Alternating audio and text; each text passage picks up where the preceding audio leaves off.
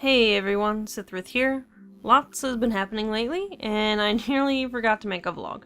Since the last time I made one, I hit 2 more Patreon goals, and finally got into my video making schedule. So I've hit 3 Patreon goals in like the last 2 weeks, so that's kind of crazy. It's been great getting back into my schedule, and I'm really enjoying recording again, which is good, because I was kind of worried that I wouldn't be able to get back into it. But not a problem. So first I want to talk a little bit about the Patreon goals I've met. You guys, my patrons, voted, and the next new series I'll be starting will be a Guild Wars 2 series. I've already recorded a few episodes, and the first episode will be out later this week. I'm going to be doing a playthrough similar to my Lotro Loremaster series, where I document my leveling and exploration experience with a Char engineer. Chars are, if you remember last vlog, the cat people, which is fun. So, that's gonna be cool. And it's definitely going to be very different from my Lotro videos, though, because with Lotro I have nearly 7 years of experience, whereas with Guild Wars 2 I have barely 7 days of experience. Every time I play I encounter something that makes me go, whoa, what is that? What's happening? And it's kind of cool to, you know, experience new stuff in a game. Another goal I hit is for me and my husband Nav to do a co-op series together. Originally on the goal it said maybe we would do Guild Wars 2, but since you already voted for my new series to be Guild Wars 2, I figured something else would probably be better. Not to mention a Let's Play of an MMO means lots and lots of episodes and recording and stuff.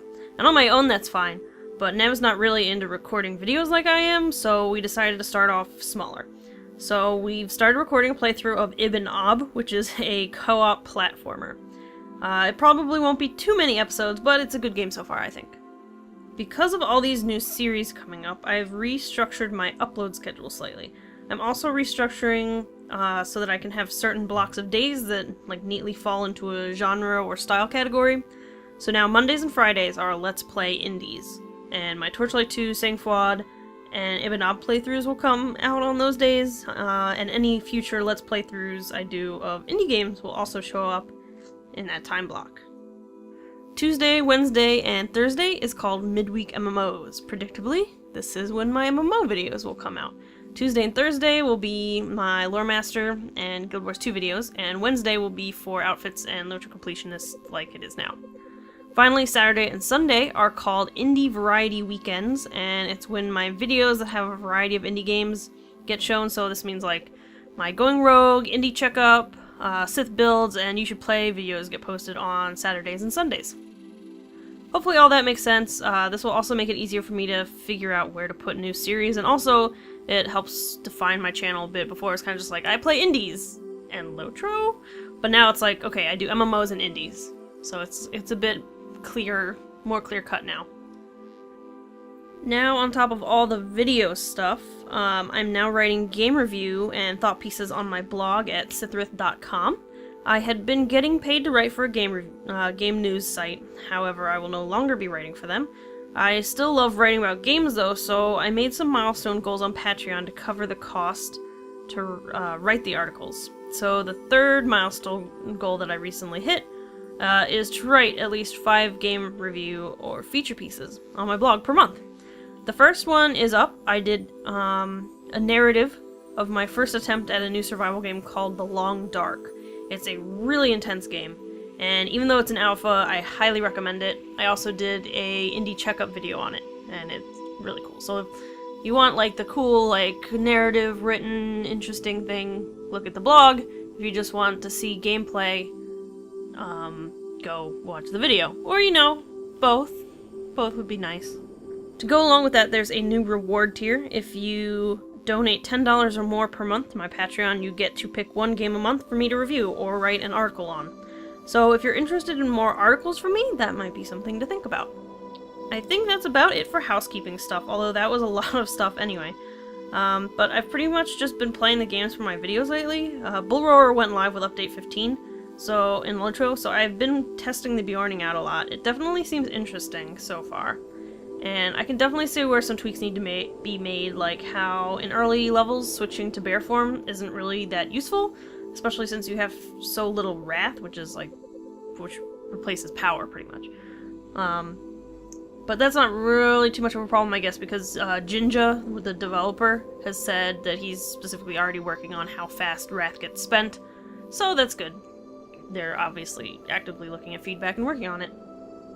As for my industry topic, whatever thing this week, I don't know what to call this section, but you know what it is.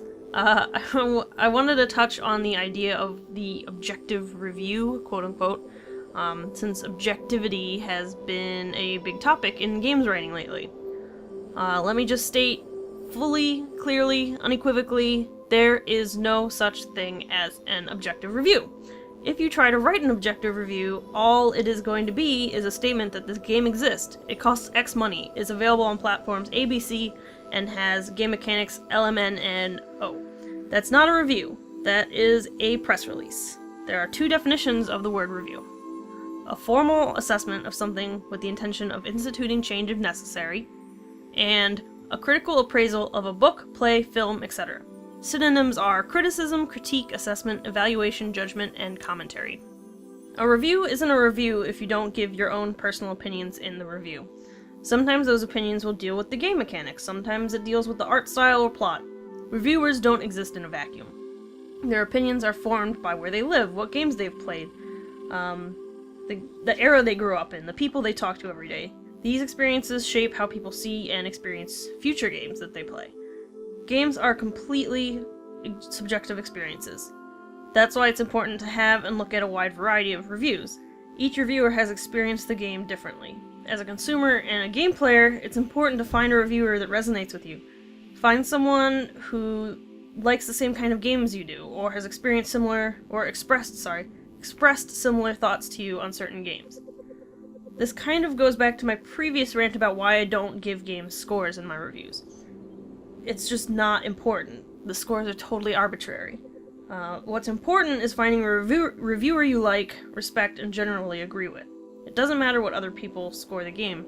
Like, if you like a game and someone gives it a bad score, that does not matter. Because games are such a subjective experience, they probably have a very different subjective experience from yours, so don't worry about it. It's not affecting you.